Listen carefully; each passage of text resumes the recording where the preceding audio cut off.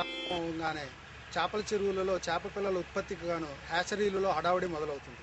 ఈ చేప పిల్లల ఉత్పత్తికి గాను చైనీస్ పద్ధతిలో నిర్మించినటువంటి కుండీలను చేప పిల్లల ఉత్పత్తిగాను ఉపయోగిస్తారు. ఈ హ్యాచరీలలో అత్యధిక సంఖ్యలో చేప పిల్లలను ఉత్పత్తి చేయగలడం, తక్కువ శక్తి తక్కువ టైంలో కోట్ల సంఖ్యలో చేపలు ఉత్పత్తి చేయడానికి అనుకూలంగా ఉంటాయి. ఈ చైనీస్ హ్యాచరీస్ వృత్తాకారంలో ఉంటాయి. వీటిని రెండు రకాలుగా మనము చూస్తుంటాం. మొట్టమొదటి దానిని బ్రీడింగ్ పూల్ అని అంటారు.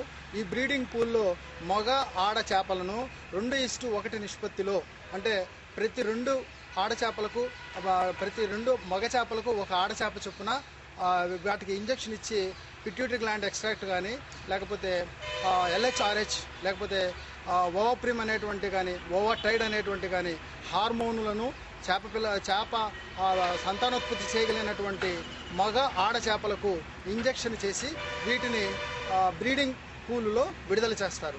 ఇవి సాయంకాలం పూట ఇంజెక్షన్ చేసినటువంటి ఈ మగ ఆడ చేపలు మరుసటి 12 గంటల సమయం తర్వాత ఉదయం 5-6 గంటల సమయంలో మగ చేపలు ఆడ చేపలతో కలిసి పురుషబీజ కణాలను విడుదల చేయడం ద్వారా అండాలన్నీ కూడా ఫలదీకృతం చెంది చేప పిల్లల గుడ్లు విడుదల చేయబడతాయి.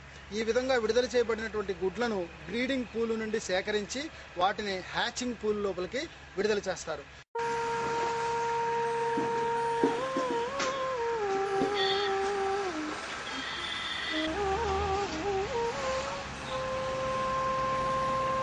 ఈ హ్యాచింగ్ పూలు కూడా వృత్తాకారంలో ఉంటాయి. వీటిలో 2 వరుసల్లో ఉన్నటువంటి అమరికలు గదుల రూపంలో ఏర్పడి ఉంటాయి. వీటిలో నీరు నిరంతరము 60 నుంచి 90 డిగ్రీల కోణంలో అత్యంత వేగంగా గుండ్రంగా ప్రయాణం చేస్తూ ఉంటాయి.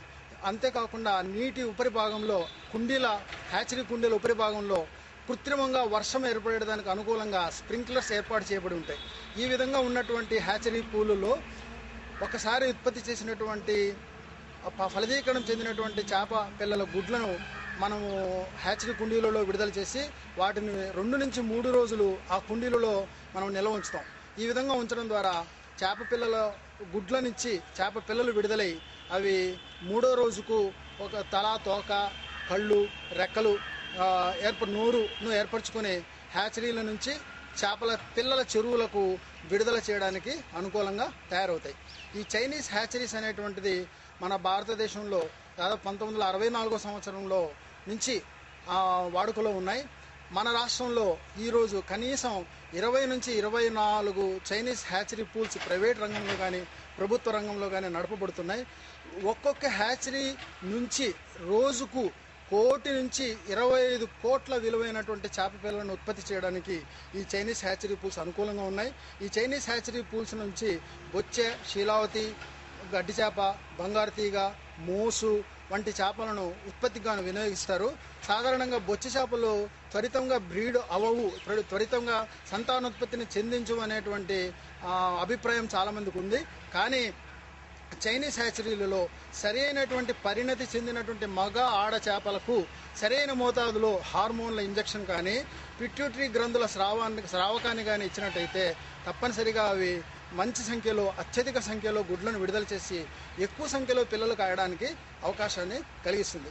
ఈ చైనీస్ హ్యాచరీస్ అనేటువంటిది మన రాష్ట్రంలో కానీ మన దేశంలో కానీ బాగా అభివృద్ధి చెంది చిన్నకారు సన్నకారు రైతులకు తక్కువ విస్తీర్ణం కలిగినటువంటి పొలం కలిగినటువంటి రైతుకు ఒక స్వయం కృషిగా లేకపోతే స్వతంత్రంగా తాను ఏర్పాటు చేసుకునేటువంటి ఒక చిన్న వ్యవస్థగా ఇతను తన జీవనోపాధికి వినియోగించుకోవచ్చు.